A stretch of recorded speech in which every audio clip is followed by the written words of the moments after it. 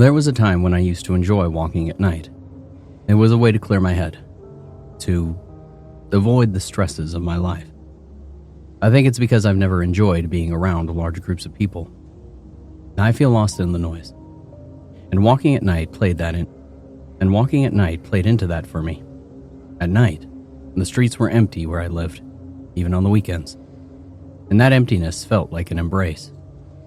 Once my 2 sons were in bed and my wife was curled up on the couch with a book, I'd pull on my shoes and I'd just walk. I'd breathe. I'd stroll along darkened pavements, streetlights casting their shadows dimly, and immerse myself in the loneliness of it all. I'd let the night in and give myself up to it. But the perfect peace of those nightly walks was shattered just over 2 years ago. It was October, that strange in-between time when the cold and the warm mixed with each other. I had been walking for 20 or so minutes, my footsteps scuffed occasionally against the concrete pavements, sound deadened by the night air. I had a lot on my mind that night. Our 3rd baby was on the way. The 3rd. The pregnancy had been an accident. As much as I had been putting on a happy face for friends and family, I was deeply uncertain about how things would play out. Not just in terms of finances, but how I could possibly be a good father the 3rd time around. Would I be able to provide the time this unborn child would need? And I felt stretched as it was with raising 2. And I have to admit, I had been looking forward to getting a few crumbs of my own life back as the kids got a little bit older. But starting over again with a 3rd felt like all those plans would have to be thrown away. In any case, I remember dawdling that night as I walked and I thought. I remember thinking about whether we'd be able to afford a bigger car or if we'd even be able to take the kids on holiday. I wasn't paying any particular attention to where I was going. I was just walking as worry swirled around my head. I remember heading down a hill lit by some patchy streetlights and passing a couple of closed shops. I don't know if it was some sort of premonition considering what soon followed, but looking at the den windows of my local newsagents and bakers, I felt something sinister in the air, an absence of the living. This uneasiness was like someone dragging their nails down a chalkboard.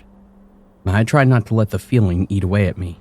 I had enough on my mind as it was, but that strange psychological discomfort grew until I decided to go home and get some sleep. Taking the shortest route that I could, I turned down another street and I found myself walking towards a small play park that I sometimes took my sons to during the day. You know, some places are fine during the day, even inviting. But then they take on a different tone once the sun has set and the shadows come out. Well, that night, the shadows had indeed come out. The play park was lit only by a couple of nearby streetlights, casting long shadows across the path to the swings and other play park equipment. It was as empty as I'd ever seen it, and the climbing frame, the seesaw, and the chute appeared like strange, nightmarish shapes in the dark. I opened a small gate that would allow me to cut through the park to the other side, ensuring that I'd be in the warmth of my home soon enough. It would only take me a minute or so to cross the park. And when I reached about halfway, I heard a familiar sound. I instinctively knew what it was. A sound that I had always associated with the joy of childhood, but not in this instance. In this instance, it only brought nervousness to my frazzled mind. I looked to my side and I saw no more than 5 or 6 meters away, the play area in the darkness. It was just as empty as it had been when I had entered the park, but for one thing. The child's roundabout was turning by itself. Now, I have to tell you, if it had been the swings swaying back and forward, I wouldn't have thought much of it. Even though there was no wind to speak of, the air moves in strange, invisible ways. And though a vacant child's swing moving in the night has a little uneasiness about it, it could be explained away.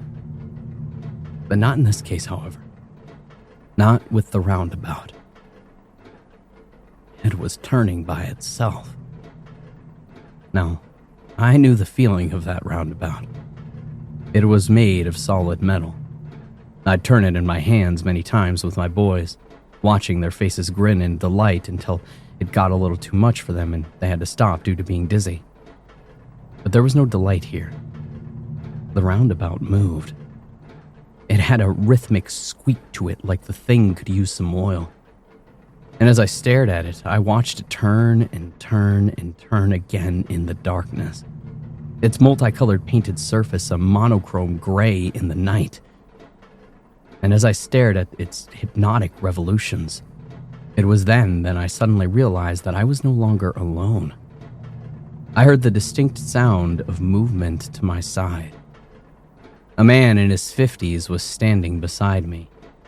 I thought that I must have been so transfixed by the turning of the roundabout that I hadn't heard him walking along the path. I was startled. I nearly jumped out of my skin, to tell you the truth. The man was dressed in either gray or black. He didn't look at me. He was gazing at the roundabout. "I used to push my daughter on that," he said in a monotone voice. "Oh," was all I could say. And at this point, I just wanted to get the hell out of there. The roundabout kept turning in the darkness, kept spinning, but I didn't move away. Not yet. I didn't want to turn my back on the man. There was something strange about him. He looked haggard and he was dressed for winter. The very look of him made me feel unsafe. I wasn't sure why. "She loved that thing," he said, pointing to the roundabout. "I've seen you here every now and then. With your boys. They loved it too, don't they?" I didn't know what to say. I mean, he had watched me with my kids, you know. You get used to familiar faces when you're a parent. You strike up conversations with the other moms and dads. You might not learn everyone's name, but the faces become just as familiar as the park itself over time. And I knew staring at this man that I had never seen him before that night. "Yeah," I replied. "They do love the park. Enjoy your walk." And I turned slightly to leave, wanting to put as much distance between myself and the man in the spinning roundabout. But he reached out and he grabbed my arm. "She won't stop," he said, finally looking at me, his voice quivering with pain. "She won't let me leave." I tried to pull my arm away, but he wouldn't let go. "She won't let me," he had said. But this time his voice had changed. It had dropped a register, and I hate to use this description, but it sounded almost inhuman. And then the roundabout stopped. The man groaned and started walking towards the park, but he pulled at my arm as he did. I tried to free myself, but his grip was like a vice. "Let go!"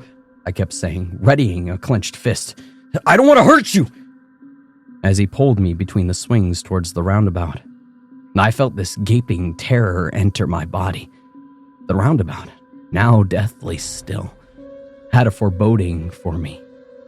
And as we neared, I instinctively knew that there was someone on it. They were waiting for me. The fear grew rapidly until I knew that I had to escape, and so I struck the man in the face with my fist.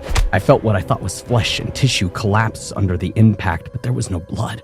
I desperately struck again and again, each time my fist pulverizing the man's features. It felt like I was leaving a deeper and deeper hole, smudging in like a child's plasticine, though I couldn't quite see the true horror in the dim light. This feeling made me almost sick with fear. He wasn't human. At least, not anymore. And yet, no matter how much I disfigured him, he still pulled me near the silent roundabout. He never relented. And finally, as we reached the roundabout, he grabbed hold of the metal frame. A glint of light from the street nearby illuminated his face properly. There was nothing now. No eyes, no nose, just a mouth and a strange, lifeless void in the middle of his face. Like melted wax. I think I lost my sanity at that sight. I let out a cry for help, but the night seemed to snuff it out. Where there should have been an echo, there was nothing. As if we were confined in an otherworldly room, cut off from the environment around us. The man reached out, grabbed my hand, and yanked it towards the railing of the roundabout. I tried to fight, but he was too strong. He wrapped my fingers around the cold metal rail and said, "Push." And with a shove, he moved me forward, and the roundabout began to move with me. The next thing struck my very soul like a shard of ice. I heard a small girl's laugh in response. It was gleeful, yet filled with malice. A horrible inversion of happiness. The man chuckled along with that sound, and I am certain that I heard him say, "Thank God," in response. Somehow I knew that if I stayed there pushing that roundabout, that I would be just like him. I would replace that man. I would be held prisoner in the park to push the invisible ghostly child for eternity, night after night. And I thought of my own kids, how I would never see them again. The madness had to stop. As a coldness began to shoot up my arms, I managed to wrench my grip away from the roundabout. I heard an ear-piercing scream like a child having a tantrum. The man reached and tried to grab me once more, but I fell, smacking the back of my head against the metal frame of a swing. Dazed, I pushed myself forward as the man searched for me in the darkness. He whimpered as he did. And I rolled over quietly, and then I was on my stomach, exhausted and scrambling over the cold ground to get away. I'm not sure how I made it, but when I finally tumbled out onto the nearest street, I came to my senses. Standing up, I looked across the small play park and, I am certain, saw the man pushing the roundabout again and again. And on it was the dim outline of a young girl in a white dress. There's no way for me to know if it was all real. I certainly had a bad bump on the back of my head from a fall, and my hands were cut up as though I had indeed pulled myself along the ground. But it's more than possible that the entire event was the product of stress, I suppose. The play park was, just a few months later, removed. The local council said that it was hardly used and was no longer fit for purpose. I have my doubts about the official story, but it was certainly not fit for any living person. I stopped going for my nightly walks, and it was beginning to affect my mental well-being. And so, not long after this, I finally brought myself to revisit the entire ordeal in the hopes that I could work through it. I did a little research into the history of the play park. There was no record of a young girl dying there, something I had thought about as an explanation. But I did find something else of equal interest. 23 years previous to my encounter, a local man and father of 3 had vanished from the area after going for a walk at night. He was last seen entering that small park. I am certain that no one ever saw him leave.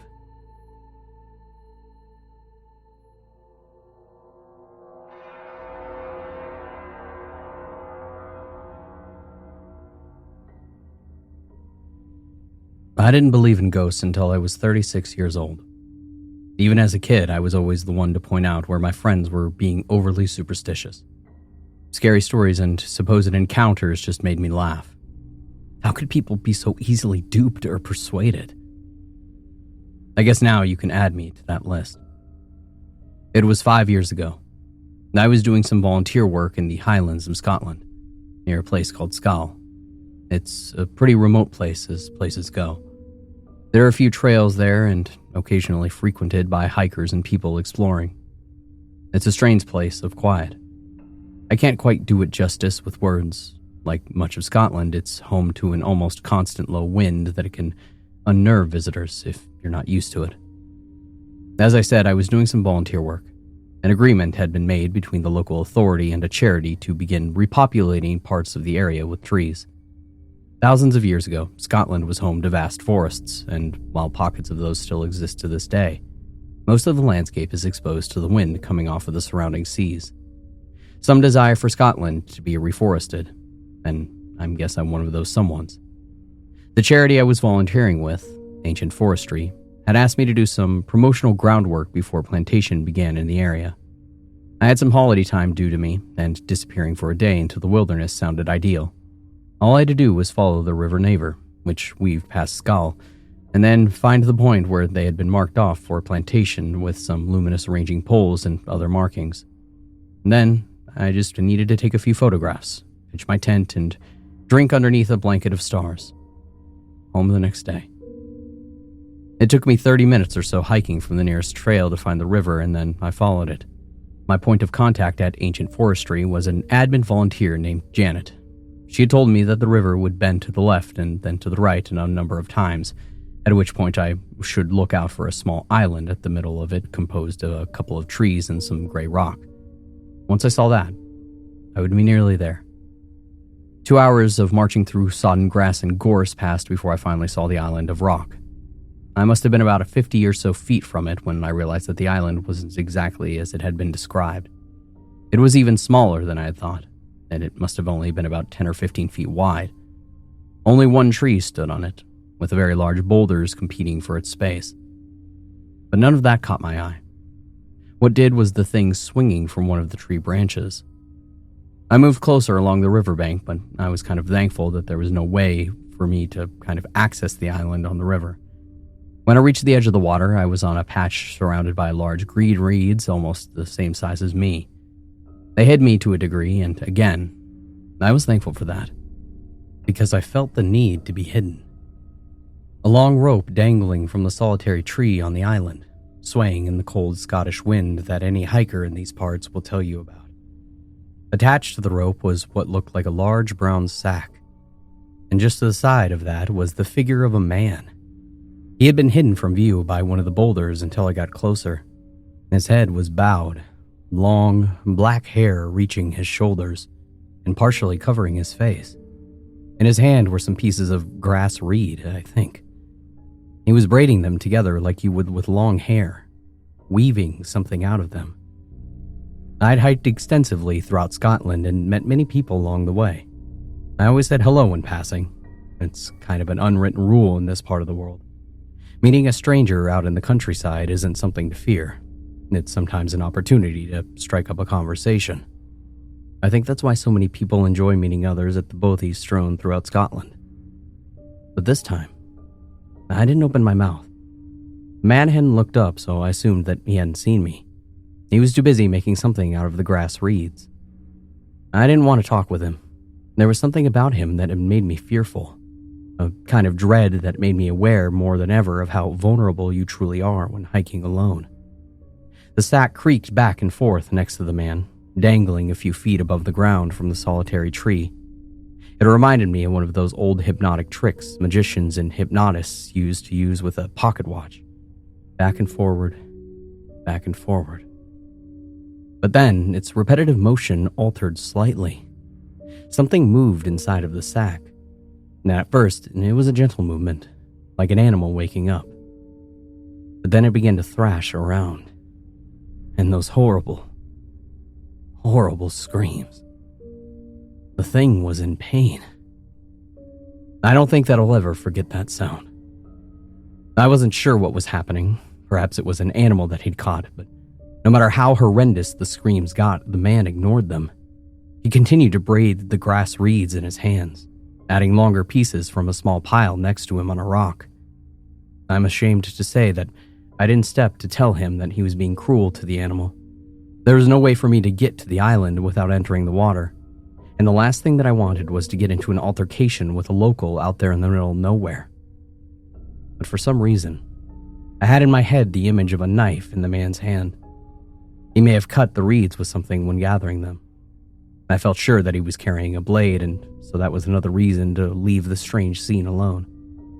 Retreating from the reeds, I moved off quietly. The screaming sound didn't diminish like I thought that it would, fading away as I put distance between myself and whatever was in the sack. Instead, the scream stopped suddenly, as though it had been silenced. And I didn't look back. And it took about another hour's hike before I saw the ranging poles and some bright orange tape that had been tied to the occasional still-standing tree. This was undoubtedly the spot that the ancient forestry intended for a new pocket of woodland. It would take 10 years before the new trees planted there would properly take root, and probably another 10 before it would look anything like a forest. Patience was key. I guess I wanted future generations to be able to enjoy larger forests across Scotland, but there was an element of selfishness. If God spared me, I would have liked to return in 3 decades or so to see it in all its glory. While there were occasional trees and bushes, most of the ground was covered in thick grass and uneven soil. I was surprised by how close the River Naver the site was. As I tried my best to turn the stark landscape into a few promotional stills for the charity, my back was to the river. I remember that much, at least. I must have zoned out for a while. The gentle flowing of the river became like a relaxing white noise. I do that when I'm taking photographs, snapping away to my heart's content. And once I started getting to get a feel for the place, I felt more confident that I'd at least have a few shots worthy of a leaflet or press release for the charity.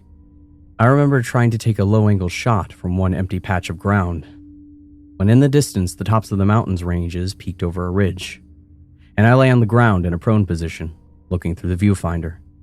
I could feel the wet and cold from the moist grass, but it was worth it for the shot. Clicking the shutter button, the sound of my camera snapping a photo was quickly joined by something from behind me. It sounded like an animal moving around in the reeds by the river. I would have ignored it, but I was already on the edge from encountering the man in the hanging sack. The rustling sound didn't stop, and with my concentration broken, I stood up and I turned around. All I could see was the river a few feet away from me, lined by reeds of at least 4 or 5 feet tall. They moved in what never-ending breeze that lulled and grew over and over. At least I thought that it must have been the wind, but as I was about to turn and take another photograph, I saw a few reeds directly in front of me, parting. Something was crawling through them towards me. Scotland is not a place where we fear animals. There are very few that can pose any danger. No bears, no wolves either, despite the rumors. The weather is probably the greatest danger that you'll face if you're hiking around. But although I knew that there could be no large predatory animal in the reeds, I still felt frightened. I stood for at least a minute, the reeds slowly parting a line at a time, and I could see by the way that they were moving that whatever it was getting closer and nearly visible. I lifted my camera to take a picture. Photographer's instinct, I guess. I must have snapped 2 pictures by the time I truly comprehended what was poking out from between the reeds and moving towards me. And then came that horrible scream. The same blood-curdling noise that had come from the sack hanging from the tree. I'm not certain that it came from the thing on the ground, but it was there. And all I can remember was the face, its human-like features staring at me. I couldn't bear to look at those eyes. The thing in the reeds lurched forward, and I saw a tinge of white flash. I think I lost it then. The next 3 hours were a blur. I barely rested, marching, running, exhausted over the uneven terrain. At least I was with it enough to stick to the river. Had I ran off in any other direction, I could have easily gotten lost, and with no phone reception, who knows what would have happened to me or what might have found me. When the island in the middle of the river Naver appeared once more, I felt the pit of my stomach open like a wound. A cool breeze moved across the water, rippling it slightly, catching the reeds as the sun began to set. But I didn't stop. I kept going, and as I passed the island, I only had to give it a cursory glance to know what was there. The rope still dangling from the branches of that lonely tree, moving forward and backward in the breeze, creaking slowly. The sack was gone, and in its place was the outline of a man. How long he had been hanging there from his neck, I don't know. In the dimming light, I was certain that it was the man who I had seen earlier, and I was under no illusion by what point that he was anything other than dead. And his body swayed back and forth. I covered my ears like a child, trying to smother the sound of the creaking rope. I think that I was like that until I finally hit a trail sometime later. I found my car and I drove about a mile or so down a dirt track until I reached a proper road. It was there that my phone reception kicked in. Maybe my sanity, too. One phone call and 40 minutes later, a police constable was there from the nearest village. I was so happy to see another human being. One that was alive, at least. When I told him what had happened, the constable did the strangest thing. He told me that he didn't need to check the island out on the river because he had already been called to that same spot no less than 6 times over the previous 15 years. He knew that he would find nothing. I won't bore you with the details of the constable accompanying me to the small pub or the locals who were so very kind to put me up for the night, refusing to let me drive in such an anxious state. But I will tell you what they told me. In the 1940s, a man named Daniel Campbell was waiting up one night for his wife to give birth at their farmhouse. A local doctor and the midwife attended. and it was a terrible labor. But eventually, the baby was delivered. Details were hazy, but no one else ever saw the baby. And when the doctor and the midwife were asked about the child, the color drained from their faces. In fact, the doctor himself seemed to develop a drinking problem after that night. No one is certain what had happened, but 2 years later, Daniel's wife Eileen was dead, found strangled in her bed. Daniel Campbell and the child were missing. Weeks passed until a local poacher discovered the horrific scene that would become a legend in these parts for decades to come. On that little island on the River Naver, Daniel Campbell's body was found hanging from the tree. He had fashioned a rope from the reeds of the river. At his feet was an old worn sack. It was covered in blood but empty. A knife lay on beside it, and on the surrounding rocks were large splatters of red that could only mean that the child was dead. I'm not sure exactly what I saw that day by the river. Whether it was a ghost or something else I can't fathom. What I can say with confidence is that whatever people think of this story, I do have 2 photographs to show that there was something there. They are blurred and uncertain, but when I look at them, I am reminded of what I saw crawling out of the reeds towards me. And it was large, on all 4s, and it wore a baby's face.